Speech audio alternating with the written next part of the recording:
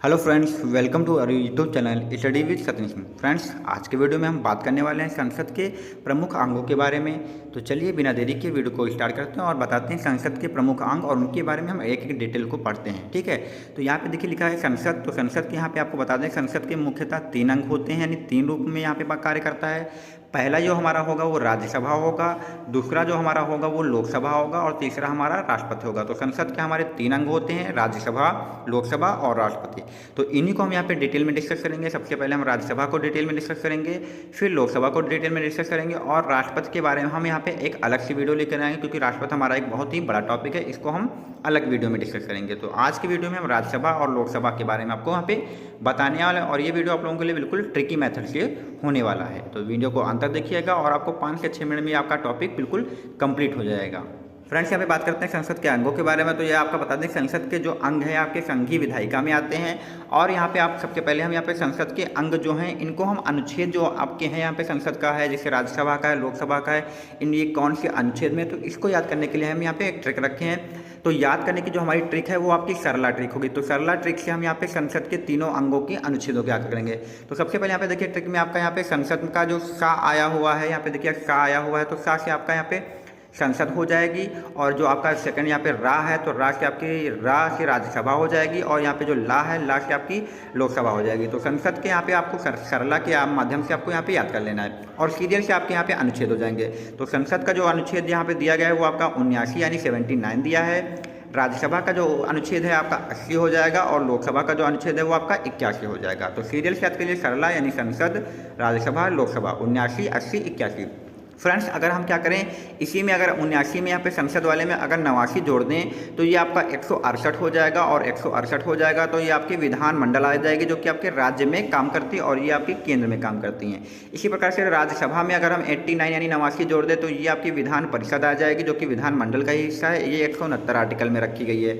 और इसी प्रकार से लोकसभा में अगर 89 जोड़ दें तो ये आपकी 170 हो जाएगी और ये आपकी विधानसभा आ जाएगी। जिस प्रकार से केंद्र में संसद के 2 मुख्य अंग हैं यहाँ पे राज्यसभा और लोकसभा होते हैं, उनके अनुच्छेद हैं। उसी प्रकार से राज्यों में जो आपकी विधानमंडल होती है ये आपकी मुख्य होती है और इसके मुख्य अंग आपके विधान परिषद और विधानसभा होते हैं। तो लोकसभा और राज्यसभा और संसद के माध्यम से हम 89 जोड़कर यहाँ पे विधानमंडल, विधान परिषद और विधानसभा के अनुच्छेदों को भी आप अच्छे से याद कर सकते हैं। तो यहाँ पे हमने संसद और राज्यसभा और लोकसभा के अनुच्छेदों को डिस्कस किया है। अब हम आगे बात करेंगे राज्यसभा के बारे में और लोकसभा के बारे में।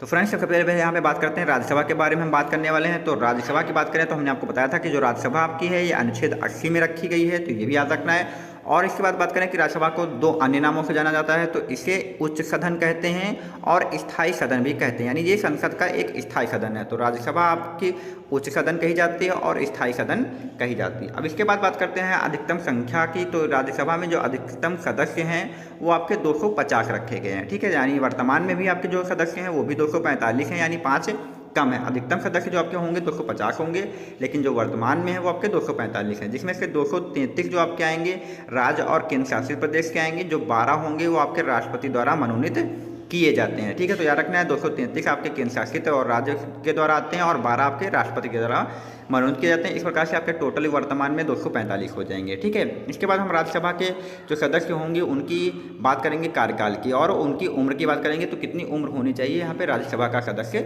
बनने के बारे में, तो इसको भी डिस्कस करते हैं यहाँ पे।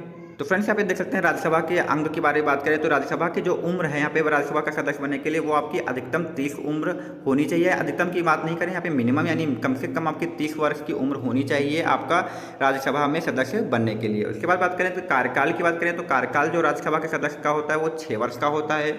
और बात करें चुनाव की तो चुनाव इनका जो होता है अप्रत्यक्ष प्रणाली से होता है और उस प्रणाली का नाम है आनुपातिक प्रतिनिधित्व एकल संक्रमणी विधि से यहाँ पे जो हमारा है राज्यसभा का यहाँ पे चुनाव होता है। ठीक है, तो ये हमने यहाँ पे राज्यसभा के बारे में डिस्कस कर लिया। अब हम यहाँ पे थोड़ी सी डिटेल लोकसभा के बारे में भी कर लेते हैं। फ्रेंड्स, यहाँ पे हम बात करते हैं अब लोकसभा की। तो लोकसभा के सबसे पहले बात करते हैं तो आर्टिकल 81 यानी अनुच्छेद 81 में रखा गया, ये हमने आपको पहले बताया था सरला ट्रिक से।